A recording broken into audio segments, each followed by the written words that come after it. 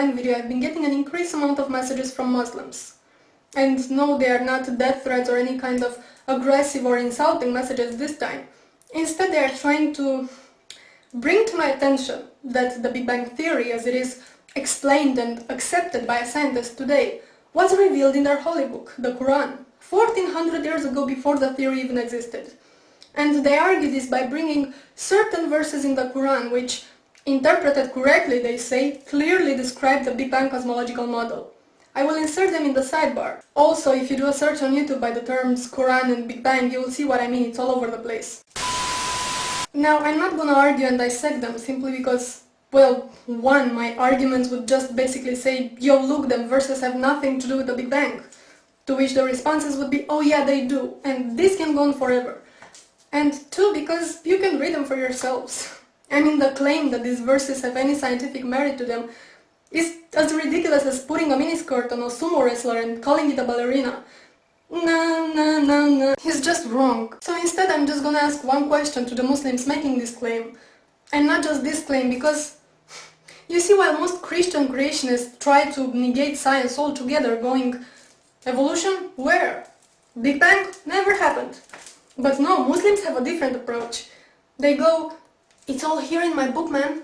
See this verse here? This is what it really means. You got pawn, motherfucker. Allahu Akbar. So my question is this. If the Quran really predicted modern scientific theories, such as Big Bang and evolution, then why didn't you Muslims come up with those theories ages ago? If all those things were revealed in your holy book 1400 years ago, it means that you had 1400 years at your disposal to explain to us infidel fools how things really work. But you didn't, did you? It was only after the Big Bang Theory was worldwide accepted by the scientific community that you decided to claim, well, Allah said it first. And same goes with evolution. So, why? I'm just asking. You know, there's something really bugging me, and it always annoyed me on some level, but it just seems to annoy me more and more is how religious sensitive we are. And especially when it comes to Islam. I'm sure you remember when Western Standard magazine published those cartoons, those Muhammad cartoons, that all hell went loose. And the publisher of the magazine was interrogated by the Canadian Human Rights Committee because he disrespected this holy religion that doesn't even know the meaning of human rights. It's sadly ironic. And this wasn't an isolated case. The same thing happened to Maclean magazine, I think it was, in 2008. Or the movie Fitna, which got banned. And the filmmaker was prosecuted and investigated and banned from entering the UK.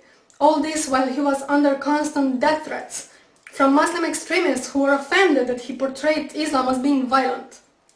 Again, the irony. And what annoys me even more is the converts. The people who weren't indoctrinated into this religion from childhood, but grew up exposed to human rights values. For now to convert to Islam and come preach how wonderful and sciency and peaceful it is. The religion of peace that punishes apostasy with death. Oh, how great it is to live in the Western society and get all religious sensitive and offended when a particular dogma is criticized. Do you know that 1/3 of the world doesn't even have religious freedom? And it's not a coincidence that those countries are so populated they account for almost 70% of the world population. Let me say this again.